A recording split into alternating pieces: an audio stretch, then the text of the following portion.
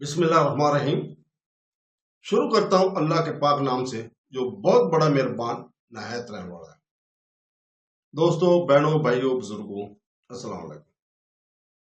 तारीख इस्लाम में मोहम्मद बिन कासिम की किस्त नंबर 53 में हम आपको खुशामदीद कहते हैं और इसमें हम बयान कर रहे हैं राजा दहर का दरबार है और भीम सिंह।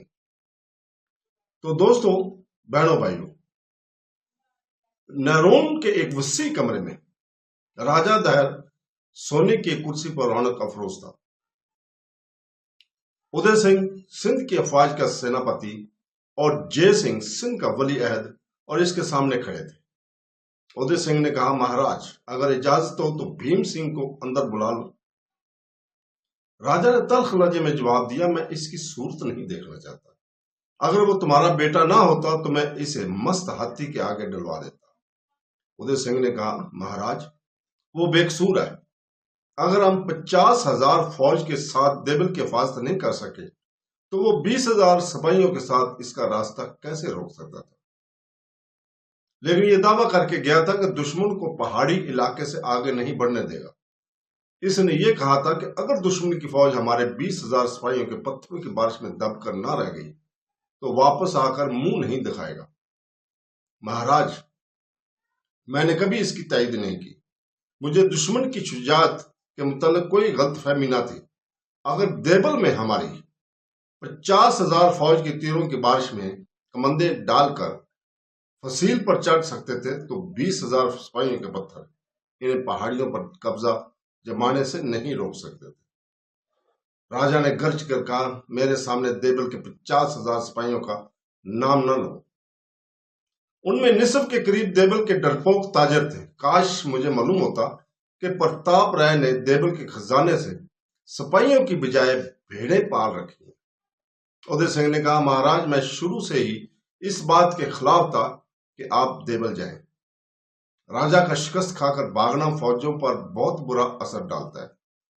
राजा ने कहा, भगवान का शुक्र है कि मैंने तुम्हारा कहा नहीं माना, वरना ये 30,000 फौज भी यहां बचकर न पहुंचती।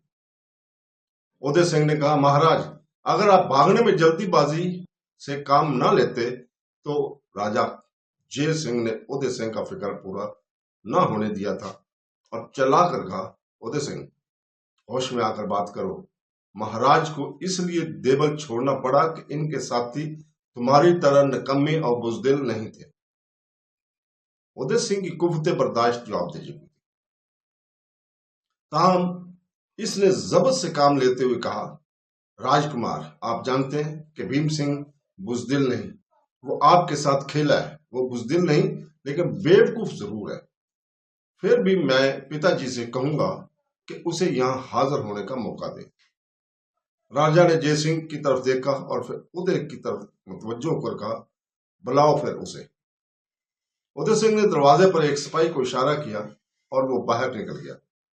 थोड़ी देर में भीम सिंह अंदर दाखिल हुआ और आदाब लाने के बाद हाथ बांध कर खड़ा हो गया। राजा ने पूछा, तुम शिकस्त के बाद सीधे देवल क्यों ना पहुंचे? भीम सिंह ने जवाब दिया, महाराज, मुझे ये इल्म ना था कि आप देवल पहुंच जाएंगे और मैंने आपसे चंद जरूरी बातें अर्ज करने के लिए नैरून पहुंचा था और इसी का ख्याल जरूरी किया था। लेकिन तुम्हारा फर्ज था कि तुम रही सही फौज के साथ देवल पहुंचते। महाराज को शायद मालूम नहीं कि मैं जख्मी होने के बाद चंद दिन दुश्मन की कैद में रहा और जब मैं आजाद हुआ मेरे साथ सिर्फ चंद सिपाही थे और इन्हें किसी महफूज मकाम पर भी पहुंचाना मेरा ही फर्ज था। राजा ने कहा, भीम सिंह, देवल और बेलाक की जंगों में हमारी शिकस्त के जिम्मेदार फकत तुम हो। अगर तुम पहाड़ों में दुश्मन का रास्ता रोक सकते तो हमें देवल में नाकामी का मुंह न देखना पड़ता। मैंने तुम्हारे बाप की मर्जी के खिलाफ तुम्हें यह मौका दिया था कि अब मैं ये फैसला कर चुका हूं कि आइंदा कोई मुहिम तो हमारे सुपुर्द ना की जाए। भीम सिंह ने जवाब दिया, महाराज, मैं खुद भी कोई जिम्मेदारी संभालने के लिए तैयार नहीं हूं। तो दोस्तों, इसके साथ ही हम आज इजाजत चाहते हैं। कल इससे आगे राजा का दरबार होगा, भीम सिंह होगा, उसके वालिद होंगे तो दोस्तों कल तक के लिए इजाजत चाहते हैं और अल्लाह ताला से दुआ करते हैं कि हमें कुरान पाक और हदीस नबवी पर अमल करने की तौफीक अता फरमाए। आमीन सुम आमीन। अल्लाह हाफ़िज़।